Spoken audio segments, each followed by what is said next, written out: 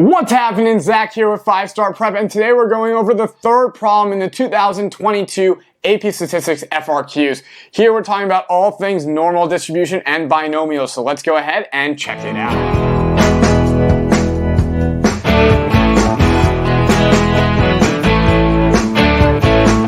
At question 3, we have a machine at a manufacturing company is programmed to fill shampoo bottles such that the amount of shampoo in each bottle is normally distributed with a mean of 0.6 liters and standard deviation of 0.04 liter.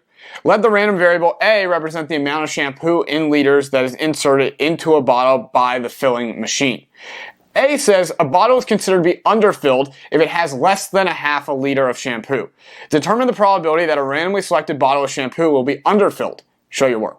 So here, they say the random variable A represents the amount of shampoo in the bottle. So here, we know that the random variable A is normally distributed with a mean of 0.60 liters and a standard deviation of 0.04. And whenever they tell you that something is normally distributed, they give you the mean and the standard deviation, I would always draw it out. So here, let's sketch what this distribution looks like. Something like this. We're going to be centered at our mean of 0.6.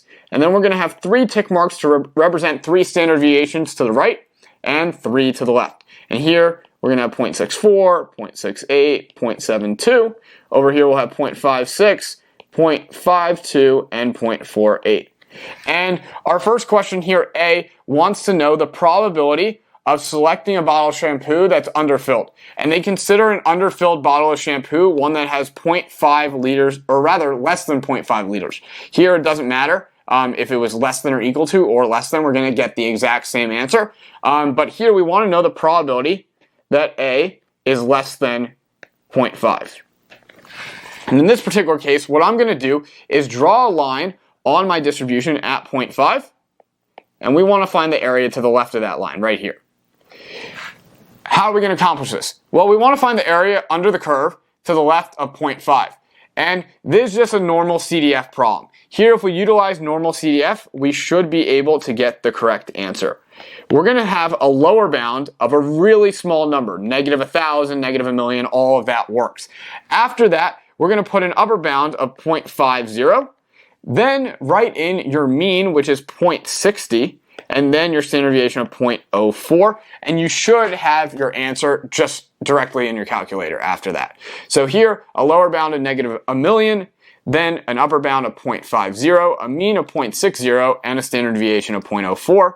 Find your probability, and your probability here ends up being 0.0062. And that's your answer to A. Moving along to B, we have after the bottles are filled, they are placed in boxes of 10 bottles per box. After the bottles are placed in the boxes, several boxes are placed in a crate for shipping to a beauty supply warehouse. The manufacturing company's contract with the beauty supply warehouse states that one box will be randomly selected from a crate. If 2 or more bottles in the selected box are underfilled, the entire crate will be rejected and sent back to the manufacturing company. B says the beauty supply warehouse manager is interested in the probability that a crate shipped to the warehouse will be rejected. Assume that the amounts of shampoo in the bottles are independent of each other. Define the random variable of interest for the warehouse manager and state how the random variable is distributed. I don't love this question because it brings up this whole situation with crates. In reality, all we have is 10 bottles per box. And then they're going to randomly select a box out of the crates. The crates don't mean anything. We don't care about the crates whatsoever. All we're interested in is how many bottles make up a box and what is going to represent a box that is going to be rejected. Here, how do we reject a box? It's when 2 or more bottles in the box are underfilled. Well, in this case, each bottle in the box has the same probability of being underfilled. We found that in part A. The probability that a bottle is underfilled is represented by the probability in A, which is 0.0062. And then we have a set number of bottles in each box. It's 10. Therefore, because we have a set number of trials and the probability amongst each bottle is going to be exactly the same for being underfilled, this is a binomial distribution. Here we can define B, our box, as not normally distributed, binomial distributed, or as a binomial distribution. We'll get that right eventually. It's a binomial distribution with n equaling 10, the number of bottles in a box, and the probability being the probability that is underfilled, which is the answer we found in A of 0.0062. So our answer to part B, I, is going to be binomial distribution with the number of trials equaling 10 and the probability being 0.0062. If we move along to the second part of B, it says determine the probability that a crate will be rejected by the warehouse manager. Show your work. Here, if we have 10 bottles in a box, we're going to check all 10 bottles to determine if they're underfilled. How many bottles can be underfilled? That's going to be any value from 0 all the way to 10. And in this case, whenever we reject or find 2 or more bottles that are underfilled, that is going to lead us to reject the box and the crate as a whole. So therefore, here we want to figure out what is the probability that we reject a crate. Well, let's go ahead and figure out exactly what our potential solutions are. Here we can have 0 bottles that are underfilled, 1, 2, 3, 4, all the way up to 10. And anytime we have 2 or more bottles, so anything in this region right here, we're going to reject the crate.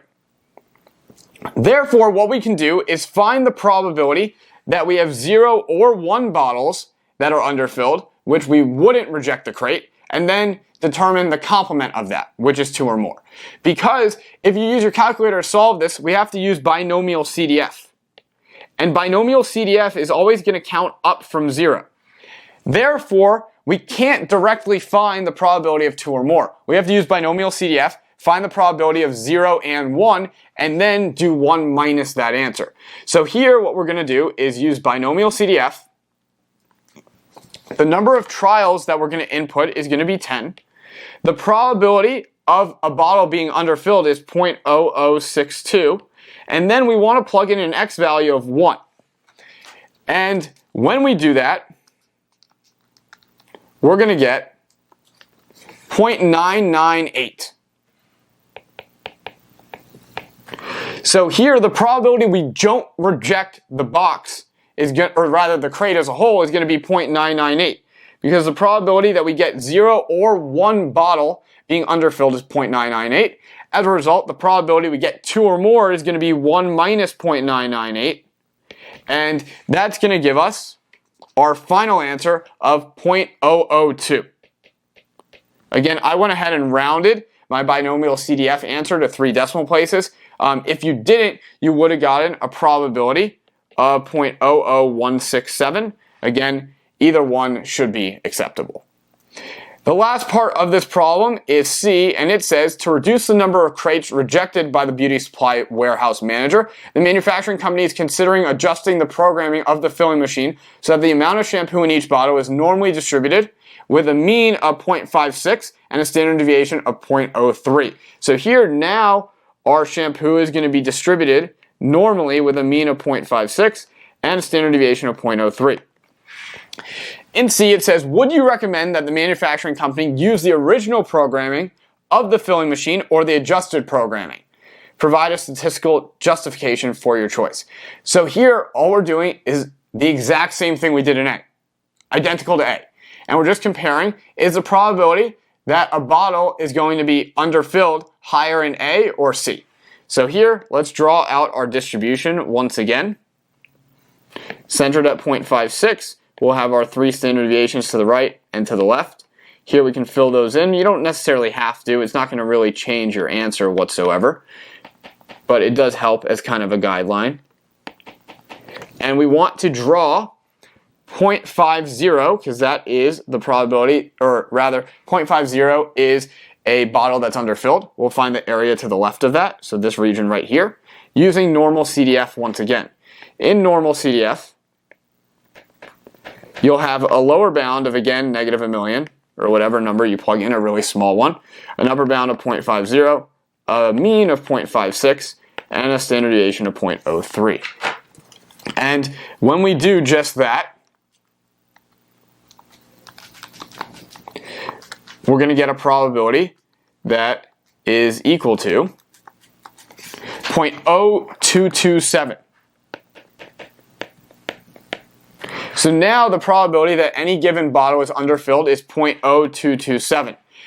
In comparison, in part A, in that setting, the probability that a bottle was underfilled was 0.0062. As a result, here the probability that a bottle was underfilled went up significantly. So we don't want to make these changes because the probability that a bottle is underfilled ends up being increased when you adjust the settings. So here, would you recommend that the manufacturing company use the original programming or the filling machine or the adjusted program? Here, we would recommend using the original programming.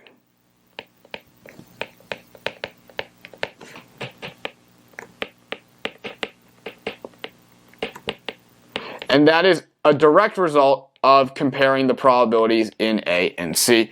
The lower probability means the less likely something's underfilled, and therefore we want to run with that. So A is going to be what we're going to stick with. So that wraps up question 3 on this exam. I hope that helped, and I'll see you in the next one.